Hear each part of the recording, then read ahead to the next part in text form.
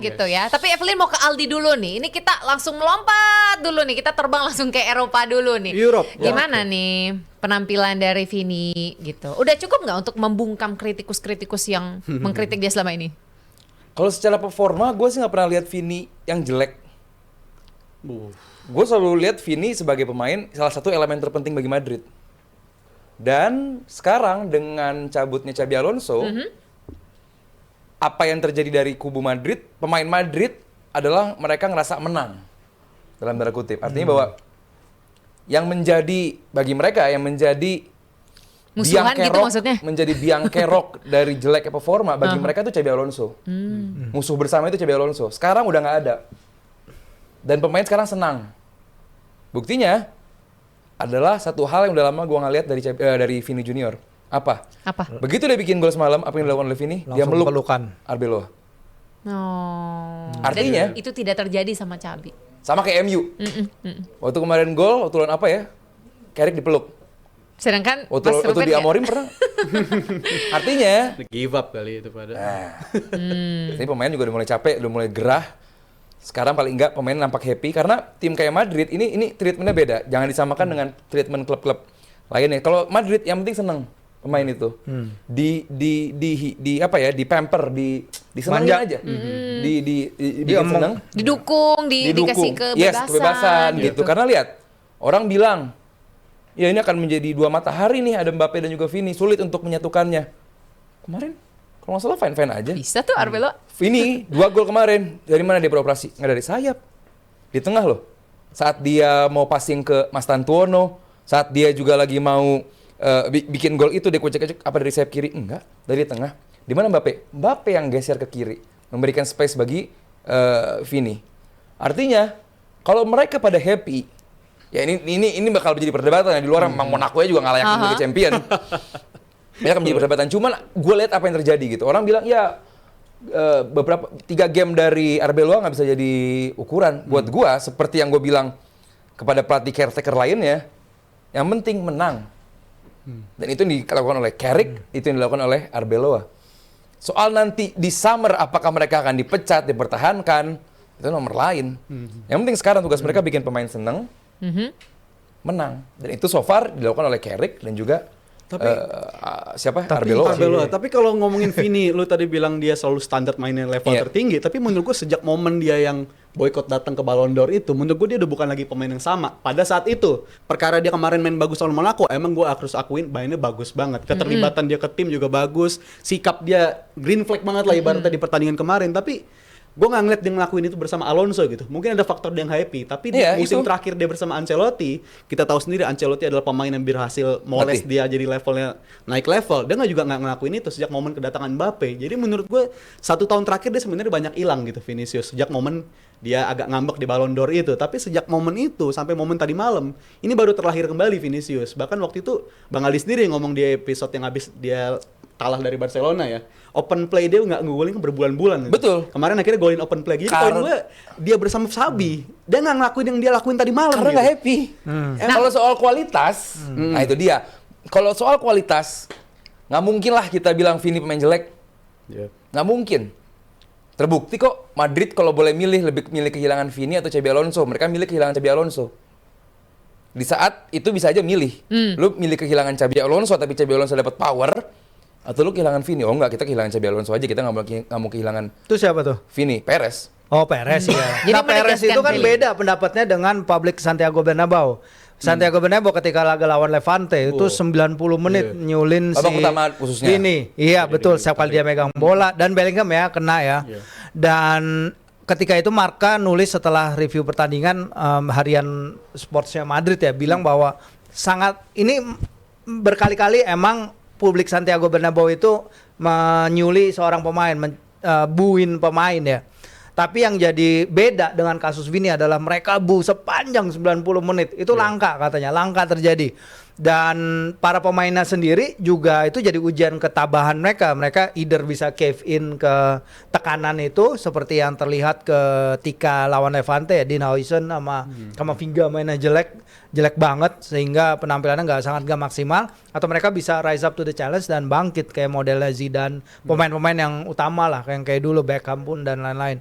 Nah, akhirnya Vini jawab nih keraguan itu, tapi dia ngerasa sakit juga disiulin gitu karena dia ngerasa Santiago Bernabeu tetap rumahnya, tapi dia ngerasa sakit disiulin sama supporter tuan rumah. Jadi mungkin di sisi itu ada yang masih harus dia benahi antara hubungan bukan hanya dia sih, tapi antara supporter juga dengan dia dan Perez, karena dari publik Santiago Bernabeu dan kalau kata Marca Bernabeu itu bisa dijadikan takaran ya bagaimana supporter Madrid lainnya menilai suatu kasus yang terjadi di timnya. Mereka percaya bahwa sebenarnya proyeknya Xabi itu layak diteruskan. Nah, tapi kan ini adalah timnya Perez. Waktu itu kita udah bahas yang kemarin bahwa kalau Perez udah minta sesuatu, udah pingin sesuatu perubahan, ya itu yang akan terjadi. Dan akhirnya kita ketemu Arbeloa yang kelihatan banget dia emang bener-bener ngikutin apa yang Perez mau gitu karena dia bilang ya Vini adalah jiwa tim ini, Perez semua lewat ya wajar ya karena dia jadi yes man yang udah kita bahas juga seperti itu. Jadi emang menarik kita ngeliat ke depannya dinamikanya kayak gimana. Publik Madrid ngebu pemainnya nggak semalam? Performanya Artinya dia bisa bangkit. Bisa memaafkan artinya dan udah lupa gitu loh. Atau memang harus disentil dulu kayak begitu. Lupa gitu, sih enggak, cuman ya dan setiap kali ada kesalahan harus dilupakan sih kata gue karena halaman Xabi Alonso sudah lewat gitu loh. Udah berakhir. Tapi Vini juga tadi setelah pertandingan dia ngomong dia agak terdampak dengan siulan itu di pertandingan. Iya, dan diakhiri dengan kata-kata bahwa kita keluarga. Ya, namanya keluarga, ngingetin keluarga yang lain kan wajar gitu. Fans Madrid bertindak sesuai porsinya. Lu main jelek, masa kita bagus? Enggak. Lu main jelek, kita sebagai keluarga ngingetin dong. Lu main jelek, lu main yang bener. Dan bukan Madrid doang kok yang gitu, banyak kok. Biar Vini nggak keluar jalur lah, biar nggak ugal-ugalan. Biar fans Madrid sebagai yang beneran fans Madrid tahu. Sikap dia nggak bisa dibenarkan. Nggak bisa dibenarkan dan tahu juga kualitas Vini seperti apa. Gitu. Dan lihat begitu Vini main dengan kebebasan, pemain main dengan bebas. Yes, emang banyak yang pitch controlnya nggak bagus di lapangan khususnya di midfield. Cuman the way mereka nyerang boleh lah 6-1. Boleh lah. Oke, ini menarik nih kalau kita ingat sama-sama nih. Rizal kan punya sebuah pernyataan. Kita mau putar sama-sama dulu ya JM Team. Kita dengerin sama-sama. Terus Evelyn pingin tanya, Rizal masih dengan pikiran yang sama atau enggak nih? Langsung aja kita lihat. Takutnya ini sih Mas, karena arahnya si Arbeloa bakal lebih memihak ke Vini, sedangkan Xabi kan kita tahu banget dia paling getol membela untuk Xabi. Gua rasa khawatirnya justru civil war deh kalau ini terjadi, karena ada dua bos kecil nih, bos kecil yang harus dilayanin. Tapi Mbappe kan kemana nih nanti kan? Iya, gue khawatirnya malah ada situasi kayak begitu, dan itu yang komen juga menarik tuh, karena yang mana nih? Yang beruang apa yang bawah? Yang bawah. Si Gunners Mas, si Gunners banget Pak. Yang mana dia bilang PSG aja ketika ditinggal sama Mbappe itu malah mainnya lebih enak secara tim gitu. Kolektif ya. Lu ngejaga Mbappe itu sulit pasti di tim kayak begitu, dan menurut gue situasi tim yang kepecah kayak begini dari situasi pemain, gue nggak bayangin bagi Arbeloa horor sih ngebayangin sisa musim kayak gini ngelayanin dua pemain kayak begitu ya. Jadi apa benar Arbeloa ini masih dalam situasi yang horor karena nggak bisa merangkul Vini dan Mbappe? Masih banyak perlu untuk pembuktian karena Monaco emang tim yang statusnya lumbung gol juga ya di Ligue 1. Dia tim ketiga dengan catatan kebobolan terbanyak di musim ini. Champions League juga catatan peringkat 9 ya dia. Yes, peringkat 9 untuk standar Monaco bisa dikatakan lagi underperform. Jadi masih banyak momen-momen pembuktian bagi Arbeloa, dan sejarahnya pelatih Madrid emang kalau ada pergantian ketika nanganin di UCL itu rapornya pada bagus-bagus. Berarti masih kenapa lu nggak mau positif dikit sih soal Arbeloa, soal Madrid gitu? Emang kita kasih benefit of the doubt gitu buat dan bagus. Masih ada proses dan gini lu bilang masih ada nih. Iya, gue potong dikit. Orang ini nih. Emang lu nggak melihat ada perbedaan cara bermain Madrid under Xabi dan juga Arbeloa? Buat gua lebih fluid. Kalau lebih fluid, gue bisa bilang di eranya Xabi juga banyak yang fluid gitu. Ada lah momen-momen dia mainnya fluid, enak dilihat begitu. Tapi kalau emang terlalu rigid. rigid dan itu pemain nggak suka. Nggak Tapi kalau suka. dari segi happy gestur perayaan golin kayak gimana, emang ada perubahan dari area sana. Tapi kita nggak tahu selama dia bisa melayani kayak begitu terus, ya good for them. Tapi kalau ada momen-momen ada serpihan lagi, percikan lagi, ya ini masih sama gitu. Ingat kata pepatah dari pandit-pandit Sky Sport kan, macan tutul kan tutulnya dicat kayak apapun nggak bakal hilang tuh tutul, bakal tetap ada juga. Jadi tergantung cara Arbeloa menangani dua pemain ini nih, Vini dan Apalagi sekarang Mbappe. jarak dengan Barcelona berapa? Satu Jendrik? poin. Satu poin. Bayangin yang lu bilang horor kalau bisa membawa Madrid juara. Hati-hati Menurut gua bro. Yang nggak horor buat akan fans horor Madrid. bagi siapapun akan horor karena udah divalidasi juga sama Ancelotti. Ini ruang ganti paling horor selama 29 tahun dan ngelatih gitu. Jadi bukan mengada-ngada soal status horor, tapi pelatih paling berpengalaman dari man management pun mengatakan ini horor gitu. Tapi kalau sampai Arbeloa bisa, ya artinya dia juga banyak belajar. Kalau kita bisa ngomong Sabi ini pelatih hebat, dia pernah menangani sama si Benitez, ditangani sama Guardiola, ditangani sama Jose Mourinho. Ya Arbeloa juga mentereng, dilatih sama Mourinho, dilatih sama Benitez, dilatih sama Manuel Pellegrini. Kalau emang Pellegrini waktu itu kalau nggak salah ya, apa Slaven Bilic gitu bersama West Ham. Jadi emang kualitas pelatih yang pernah ngelatih Arbeloa pun statusnya bagus-bagus juga dan dia punya pengalaman untuk itu, untuk nanganin Madrid. He got what it takes lah untuk ngelatih Madrid. Tapi perjalanan masih panjang dan tadi poin golf Monaco belum bisa dijadiin pacuan. Ya, buat gue bisa sih lebih standar. ngelihat man management ya. Kalau di sini kan nggak perlu taktiko apa-apalah yang Perlu lah sedikit pemain-pemain. banyak. Lebih ke man management sih udah kalau oke punya banget, pemain kalau itu. kayak Vini, kayak Mbappe ya Mbappe. yang nggak bisa diatur ya dalam tanda Iya. kutip ya. Yang mereka bisa dibilang bahwa sekarang mereka bigger than the coaches gitu. Mereka akan lebih besar dari para pelatihnya.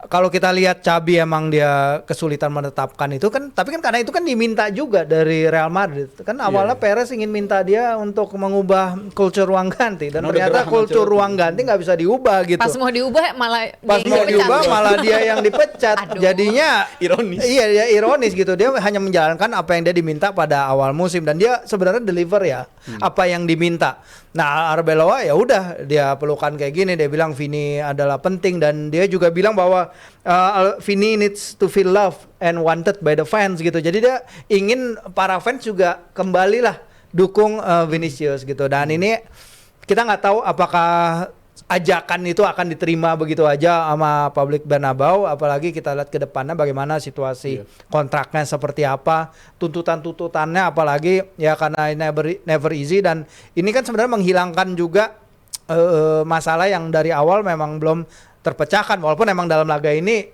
mereka kelihatannya bisa main satu ya.